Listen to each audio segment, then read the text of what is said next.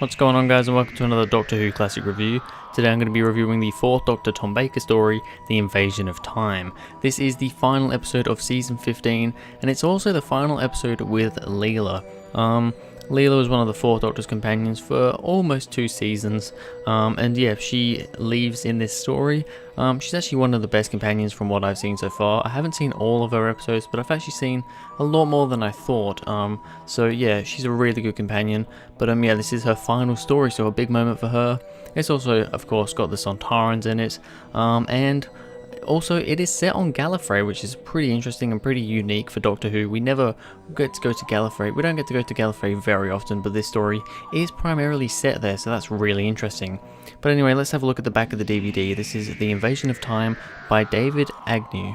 The Doctor is behaving very oddly. After signing a treaty with enemy aliens, he returns to his home planet Gallifrey and demands the presidency of the High Council of Time Lords.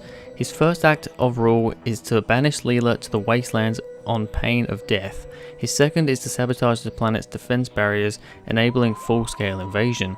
Why has the Doctor joined forces with the militaristic Bardens? Is he out for revenge against the Time Lords, or does he have a hidden agenda? But his allies are also hiding a dark secret, for behind them is a familiar enemy waiting for the right moment to attack. So that's the back of the DVD there. So yeah, an interesting little thing with the Doctor acting oddly here. But anyway, let's get started with the cast. Of course, starting off with Tom Baker as the 4th Doctor. He does a really good performance in this. I mean, he is one of the best things about this story. I mean, Tom Baker's really good at the best of times, but you know, this is a really good performance by him, especially because he's kind of acting a little bit evil throughout this story, you know, because he has that kind of evil mindset about him. You know, he's banishing Leela, because as we kind of figure out later on, he's kind of, I can't exactly remember what's happening, but after he signs the treaty, something happens with him, and it basically turns him evil. And you know, Tom Baker does a really good job at playing that. It's just really engaging to watch, and all round he does an amazing job. There's also some really funny moments with him. A lot of jelly baby stuff. He's always, you know, saying, "Oh, would you like a jelly baby?" to a lot of people in this story. So yeah, a lot of really funny moments with Tom Baker, and a lot of really serious and dark moments with him as well. So he really plays this one very well. We have Louise Jameson as Leela. Like I said, this is her final story, and she does a pretty good performance in this one as well. I think she goes out very nicely. I always found Leela to be one of the most interesting companions, because, you know, she isn't just from modern, like at the time, modern day Earth. She's from, I don't even know if she's from Earth. She might be, I can't remember. I don't think she is, but she's kind of from this sort of way back time, you know, where people are still fighting with daggers and, you know, bow and arrows and stuff. You know, they don't have guns, they don't have any kind of crazy technology that we do nowadays. So she's very prehistoric in that sense. She's a very interesting companion. Once again, she has plenty of moments here where, you know, people say certain words, she just doesn't know what those words mean, because, you know, she doesn't know. She's from the past. Those words weren't invented yet. So, you know, there's some funny stuff like that, and yeah, just really good stuff. I think she does go out with a bang here. We've also got John Leeson, who is the voice of K9. We've got K9 in the story, which is always very good. I'm going to be honest, I haven't actually seen much, if not any, K9 in classic Doctor Who. As much as I love him in the new series, I think this is the first time I've ever seen K9 in a story in Doctor Who. I know that sounds crazy, like in classic Doctor Who, I know that's crazy, but yeah, I mean, he has plenty of really funny moments which we'll get onto, but yeah, John Leeson is the voice of K9, very good and iconic. As for side characters, I'm not going to really go over all of them, but they're all pretty good. I think they're all very good. There's some minor characters, like, you know, some of the soldiers, which I think their acting was a little bit to be, you know, desired. Not amazing, but on the whole, the more main characters, like, you know, Chancellor Barusa, Andred, Castellian Kerner, I don't know how to say that, but, you know, all the main sort of Time Lord characters and guards and stuff, they were all very good, you know, Roden and people like that. However, then we get onto Storr, who is the main Sontaran, and the one that really does all the talking, played by Derek Deadman, I don't know, something like that. It doesn't work. Does not work for me. This is the 3rd ever appearance of the Sontarans. The first was in the Time Warrior, the second in the Sontaran Experiment. Both those two previous episodes were the Sontaran, which there was only one Sontaran in each of those stories, was played by, or one, kind of there anyway, was played by Kevin Lindsay, who really did an amazing job with the Sontarans. He started the whole thing off, and Sontarans in New Who, when we've seen them, have been very, very similar to Kevin Lindsay's Sontarans. This Sontaran in this story, the Sontarans as a whole in this story, but really Derek Deadman as the main Sontaran store, not good. Really, I don't like the way he does the Sontarans. They've got this weird whispery sort of voice, which doesn't work for the Sontarans. They have this brutal kind of, militaristic voice, whereas here he just kind of has this, I'm a Sontaran. He's like, are you trying to be an ice warrior? What are you doing? What the hell are you doing? And, the way he walks around just doesn't work for me. It's mainly the way he talks, though, that just really bugs me. And also the way he looks. I mean, they've changed the makeup, and he just looks really stupid. I really don't like the Sontarans in this story. But, thankfully, they don't really, well, I say thankfully in a way, they don't turn up until very late, but we will get onto that in a second. Alright, so let's go on to the good and the bad, starting off with the good. K9 calling the TARDIS a stupid machine. I really love that scene. K9 had some really funny scenes in this one. Also, K9 killing the guards and destroying the equipment was really, really good. K9 honestly was one of the big stars of the show in this episode. He was really funny. He had some really awesome moments. And, I just love K9. I really need to see more of him in the classic series. The Doctor acting strange and kind of evil is interesting, like I said before. Tom Baker plays it really, really well.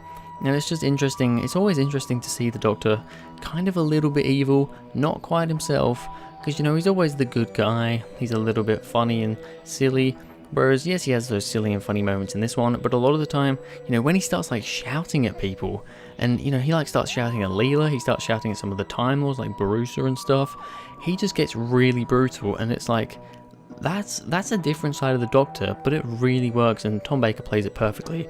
I will be honest though, that is all I've got to say about the good stuff in the story, because we have got a rather large bad list to go through. Alright, so to start this bad list off, the Doctor talking to the camera saying, even the sonic screwdriver won't get me out of this one. What a cringy moment, breaking the fourth wall. Now, I don't mind breaking the fourth wall in some ways. In Doctor Who though, and in the way they did it, doesn't work, and it's not even like they only did it once. He once again talks to the camera again later on in the story, saying, I did it, after he does something with that machine, with the sonic screwdriver, and he looks at the camera and goes, I did it. No, it does, if he's talking to himself, and he's just kind of looking and, talking to himself, there's nobody else there, that makes sense. But him talking directly straight to the camera, it's so cheesy, and it's just stupid. I don't like it at all. The weird creatures that look and sound like tinfoil. Yeah, so I think they're the Bardens. We find out eventually that they're called the Bardens. They're basically just humans, or humanoid anyway.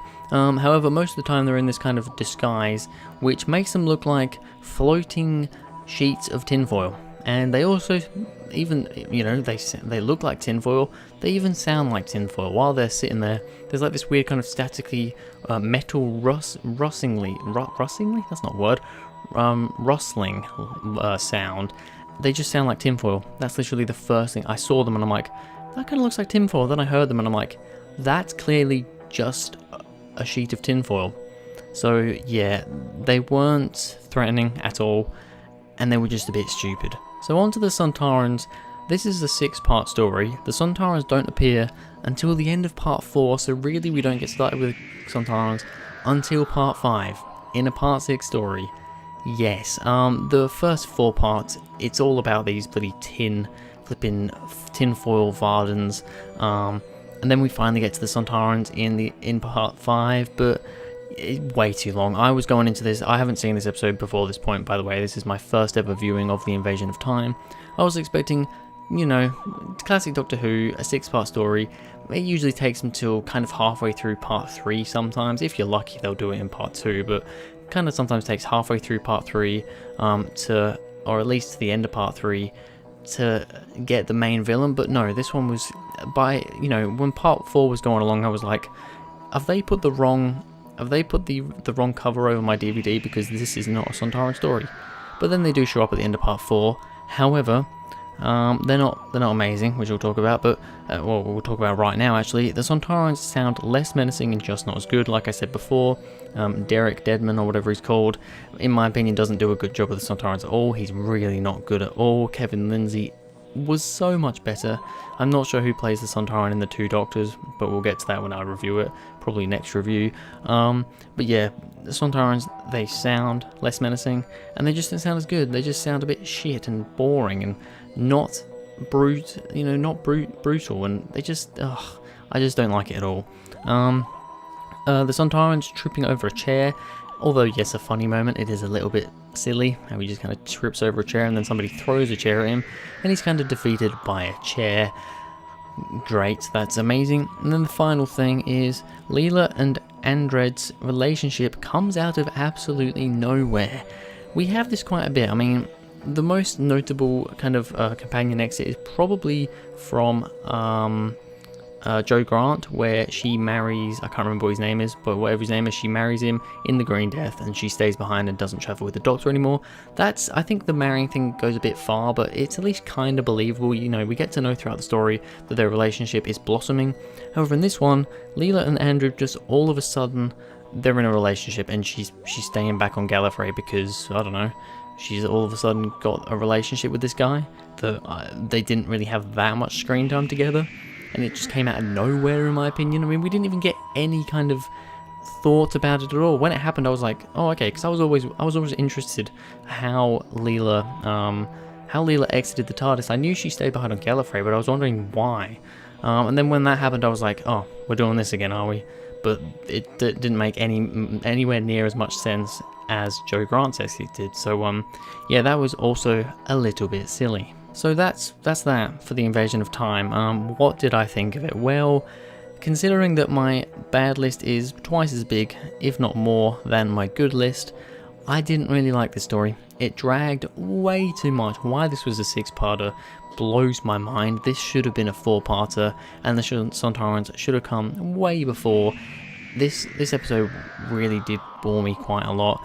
It was so slow. So because of that, I'm going to give it a 3 out of 10. Yeah, not good. My least favourite story that I've reviewed so far. Probably the least favourite story I've watched of classic Doctor Who so far as well. Yeah, not good. I just really thought this was quite boring. I mean, yeah, the stuff with the Doctor and that, and all the politics and all that sort of stuff with him being the president was interesting, but the tinfoil monsters were stupid.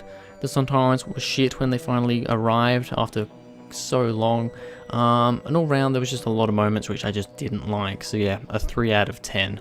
But anyway, that's going to be it for this video, guys. Thank you very much for watching. If you enjoyed, please go ahead, like and subscribe, and I'll see you guys in the next video.